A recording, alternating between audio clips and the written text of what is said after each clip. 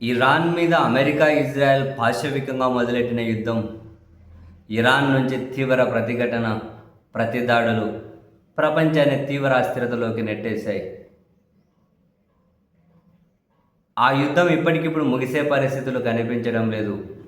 ఇటువైపు నుంచి అటువైపు నుంచి సవాళ్ళు, ప్రతి సవాళ్ళు మొత్తం పశ్చిమాసియాని కదా, మిడిల్ ఈస్ట్నే కాదు, మొత్తం ప్రపంచాన్నే వేడెక్కించేస్తూ ఉన్నాయి. అయితే ఈ క్రమంలో అమెరికా అధ్యక్షుడు డొనాల్డ్ ట్రంప్ తాను కూడా ఒక అభద్రతలో ఉన్నారు అని కొన్ని రోజుల నుంచి అమెరికా పత్రికలు కూడా కథనాలు రాసుకుంటూ వచ్చాయి. కారణం, ఇరాన్ ఎందుకో పదే పదే ఇజ్రాయెల్ అమెరికా అధ్యక్షులను కూడా మీ సంగతి కూడా తేలుస్తాం, ఎక్కడున్నా వేటాడి వెంటాడతామని చాలా సీరియస్గానే 2-3 సార్లు ఇరాన్ నుంచి ప్రకటనలు వచ్చాయి. బహుశా అది అంత ఈజీగా సాధ్యం కాకపోవచ్చు, కొందరు అది ఇంపాసిబుల్ అని చెప్పి అంటూ ఉన్న అమెరికా అధ్యక్షులు నిజంగానే ప్రాణభయం ఉన్నట్లుంది. ఏదో ఒక తెలియని ఆందోళన, అభద్రత తనలో ఉన్నట్లుంది. అందుకని వైట్ హౌస్లో ఒక అత్యాధునికమైన బంకర్ను నిర్మించుకుంటూ ఉన్నారు. ఒక అత్యాధునికమైన బంకర్ని. ఈ విషయం వాళ్ళు వీళ్ళు కాదు, స్వయాన డొనాల్డ్ ట్రంపే మీడియాతో చెప్పారు. వైట్ హౌస్లో ట్రంప్ కోసం ప్రైవేట్ నిధులతో నిర్మిస్తున్న బాల్ రూమ్ కింద అత్యంత పటిష్టమైన బంకర్ లాంటి సముదాయాన్ని అమెరికా సైన్యమే ఏర్పాటు చేస్తుంది. ఈ విషయాన్ని ట్రంప్ స్వయంగా వెల్లడించారు. ఎయిర్ ఫోర్స్ 1 విమానంలో మీడియాతో మాట్లాడుతూ బాల్ రూమ్ కింద భూగర్భంలో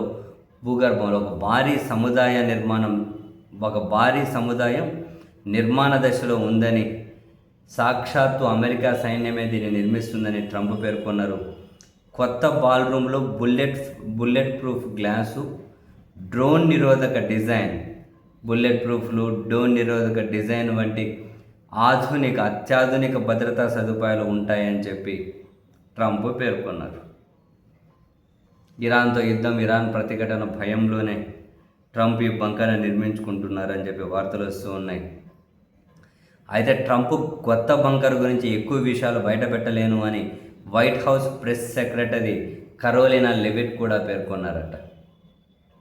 అయితే సైన్యం వైట్ హౌస్లో కొన్ని అత్యాధునిక సౌకర్యాలతో ఒక బంకర్ నిర్మిస్తుంది అని, దీనికి ప్రైవేట్ సంస్థలు నిధులు సమకూరుస్తూ ఉన్నాయట. ఈ ప్రాజెక్టుపై పెద్ద ఎత్తున విమర్శలు వస్తున్నాయట. దీనిపైన అమెరికా కాంగ్రెస్ పర్యవేక్షణ కానీ, ప్రజా పరిశీలన కానీ లేదు. సో మరి ప్రైవేట్ నిధులతో వైట్ హౌస్లో బంకర్ ఎట్లా నిర్మిస్తారు అని చెప్పి అక్కడి కోర్టులలో కూడా పిటిషన్లు దాఖలయ్యాయట.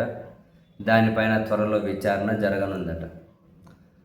మొత్తం మీద 1-2 రోజుల్లో దారికి వస్తుంది అని ఇరాన్ని వీళ్ళు చాలా తక్కువ అంచనా వేశారు. చివరికి వీళ్ళ దేశాల్లో బంకర్లు కట్టుకొని